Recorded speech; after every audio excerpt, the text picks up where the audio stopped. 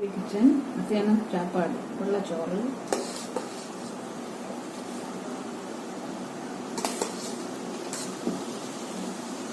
காய்கறி நிறைய போட்டு அவியல் வச்சுருக்கேன். இன்னைக்கு வெள்ளிக்கிழமை, அதனால அவியல், வடகம் நானே அரைச்சு நானே காய வச்சு நானே வறுத்தோம். வடகம் இது கீரை கடையில்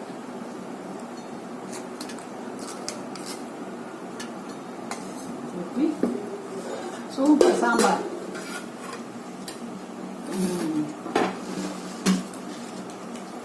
கத்திரிக்காய், முருங்கைக்காய், சுரைக்காய், தக்காளி எல்லாம் போட்ட சாம்பார்.